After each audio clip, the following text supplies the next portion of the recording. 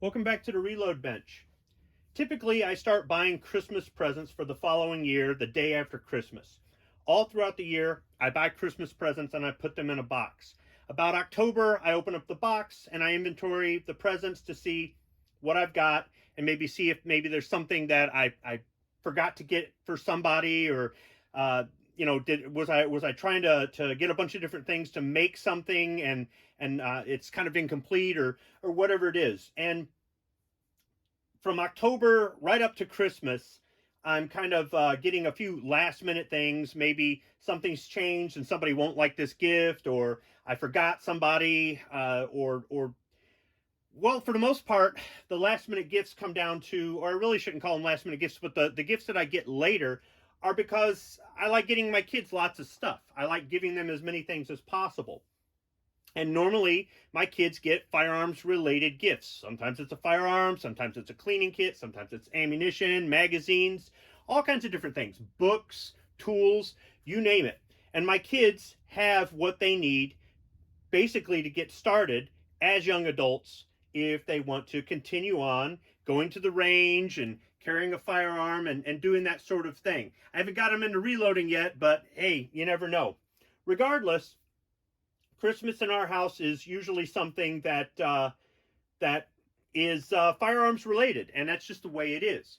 And as I go throughout the year purchasing different items, whether it be for the kids or for somebody else, I start thinking about things like, hey, it's on sale in March, or hey, this came back into stock in June, and I pick it up and I get it, and that way I know I've got it for a good price, or I just plain got it because come November, it may be out of stock again. Especially over the past few years, that's been a factor that I've had to consider. So I have some boxes that have been coming in. There's some later add-on type gifts. They're not things that I absolutely had to have. They kind of go with some of the things I've already gotten the kids. But I wanted to do an unboxing on this one from Gun Mag Warehouse because it is the 15th of December, 2022. This came in on the 10th of December, 2022. And I've got Christmas 2023 gifts in this box. That's right. I've started buying for Christmas next year before Christmas this year.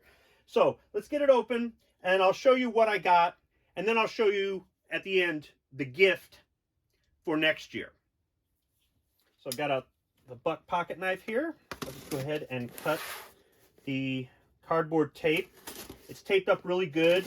They've taped right down the middle and along the sides. The box is packed really tight and it's in good condition. Now, I ordered this on November 19th and it arrived on December 10th. It's a little bit more than 3 weeks. I thought that was a little bit long, but the shipping wasn't a lot. And it's got thick cardboard paper all crumpled up in here. Gratuitous packaging material. All right, let's start off with, here is a Metgar magazine for a Taurus PT92. That goes with somebody's Christmas present. And we've got some Gun Mag Warehouse vinyl patches. I believe these are glow in the dark. Yep, here's a third one. There's a packing list. All right, this one is a G2S magazine, a Taurus magazine. Somebody is getting a G2S underneath the tree this year. They could use an extra mag. This is an M&P Shield Easy 380 magazine for, this isn't for a family member, this is for a friend. I'll be saving this one for later. So this isn't really a Christmas present, this is a just because present. And then for hunting, I got this Bulgarian steel-lined 5-round mag for an AK chambered in 7.62 by 39 Russian. This isn't really going to be a Christmas present. This is something that I've been wanting to take my AK up north and go deer hunting with it, so I might be using this magazine. I'm not sure. I have to use a 5-round detachable magazine in northern Michigan to go hunting deer, so that's why I picked this up. I just sort of threw it on the order. I really don't know how well it'll function. Maybe I'll do a review video on it when the weather gets better. Who knows? I got some 7.62 by 51 NATO. I got a box of this, and this is a military load. This is a 147 grain full metal jacket. It's because there's something 7.62 by 51 NATO in my collection now. Well, sort of, in my collection. Then, so this will be a stocking stuffer for me.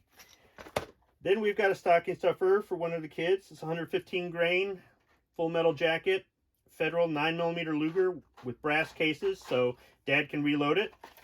That's a stocking stuffer.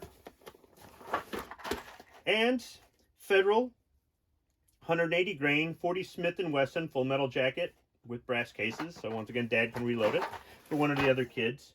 But now we're getting to the Christmas present for next year. Now I might split this amongst a couple people, or I may just give it to one person. Let me get this box out of the way. Let's spread this out in some sort of arrangement here.